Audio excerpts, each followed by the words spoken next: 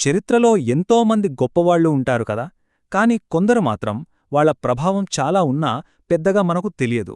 ఈరోజు మనం సరిగ్గా అలాంటి ఒక వ్యక్తి కథనే తెలుసుకోబోతున్నాం.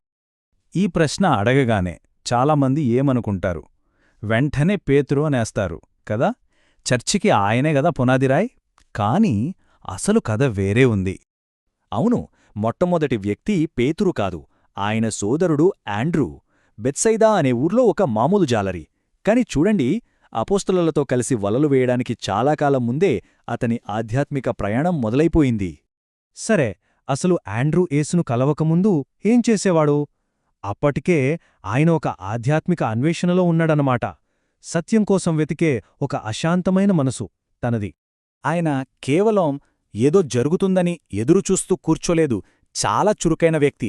మెస్సయ్య ఎప్పుడొస్తాడా అని ఆయన చాలా చురుగ్గా ఎదురుచూస్తున్నాడు. అందుకే పశ్చాత్తాపం, సత్యం అనే మాటలకు ఆకర్షితుడై ఏకంగా ఎడారిలో ఉన్న బాప్తిస్మమిచ్చు యోహాను దగ్గరికే వెళ్ళిపోయాడు. అలా సిద్ధంగా ఉండటమే ఆండ్రూని చరిత్రలోనే ఒక కీలకమైన ఘట్టానికి సాక్షిగా నిలబెట్టింది. కరెక్ట్ టైంలో కరెక్ట్ ప్లేస్లో ఉన్నాడనమాట. బాప్తిస్మమిచ్చు యోహాను ఆ మాటలు చెప్పగానే, ఇదిగో లోకపాపమును మోసుకొనిపోవు దేవుని గొర్రెపిల్ల అని ప్రకటించగానే ఆండ్రూ స్పందన వెంటనే వచ్చింది. ఆయన అస్సలు ఆలోచించలేదు. యేసు ఇచ్చిన ఆహ్వానం కూడా చూడండి, చాలా సింపుల్. వచ్చి చూడుడి, అంతే. పెద్ద పెద్ద వాగ్దానాలేం లేవు, హామీలు లేవు.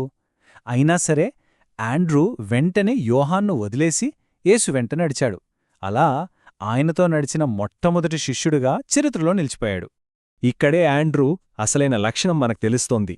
ఆయన ఉద్దేశ్యం తను గొప్పగా వెలిగిపోవడం కాదు, ఇతరులను కలపడం.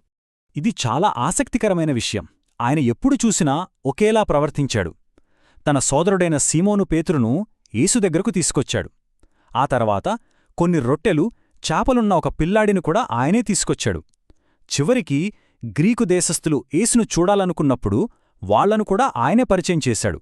అంటే ఆయన ఎప్పుడూ ఒక వారధిలా పనిచేశాడన్నమాట. ఇతర ప్రసిద్ధ అపోస్తళ్లతో పోలిస్తే ఆయన శైలి హొంటధపా భిన్నం. పేతురు, పౌలు లాంటివాళ్లు గొప్ప నాయకులు, వేలమంది ముందు మాట్లాడేవాళ్లు.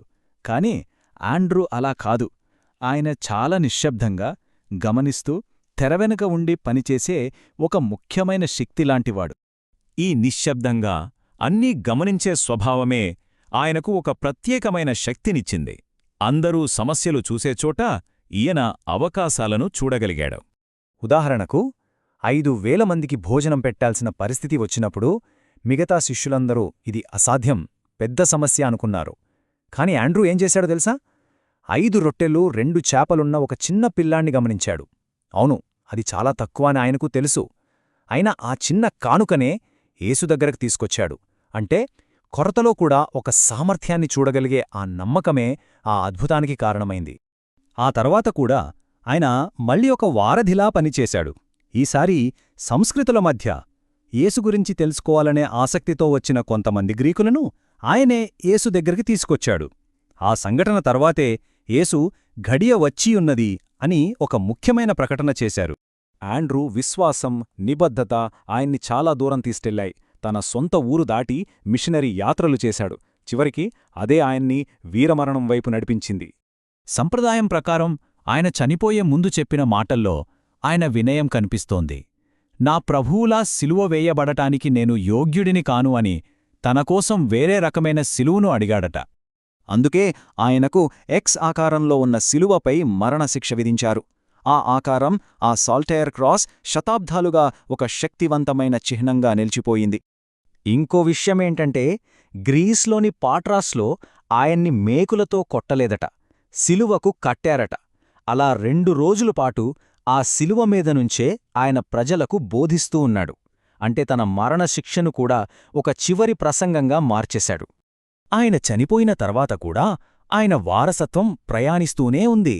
క్రీస్తు శకం 356లో ఆయన అవశేషాలను పాట్రాస్ నుండి కాన్స్టాంటినోపల్కు తీసుకెళ్లారు. మళ్లీ 1460లో భద్రత కోసం వాటిని రోమ్కు మార్చారు. చివరికి 1964లో పోప్ పాల్ VI వాటిని తిరిగి పాట్రాస్కు పంపించారు. అంటే సామ్రాజ్యాలు మారినా ఆయన ప్రాముఖ్యత మాత్రం తగ్గలేదు. ఇక్కడ ఒక అద్భుతమైన పరిణామం చూడొచ్చు. పురాణాల ప్రకారం ఆండ్రూ అవశేషాలు స్కాట్లాండ్కు చేరాయట. ఆ తర్వాత ఆయన త్యాగానికి చిహ్నమైన ఆ ఎక్స్ ఆకారపు శిలువ ఏకంగా ఒక దేశానికి జాతీయ జెండాగా మారింది. అదే మనం ఈరోజు చూసే స్కాట్లాండ్ జెండా, ది సాల్టాయర్. చివరిగా ఆండ్రూ కథ మనకు ఒక బలమైన ప్రశ్నను మిగులుస్తోంది. ఒక వారధిగా ఉండటంలో ఉన్న అసలైన శక్తి ఏంటి? నిజమైన వారసత్వమంటే ఎప్పుడూ అందరి దృష్టిలో పడటం కాదు, బదులుగా ఇతరులను ఒక గొప్ప శక్తితో, ఒక గొప్ప ఉద్దేశ్యంతో నమ్మకంగా కలపడమే అని ఈ కథ మనకు చెబుతోంది.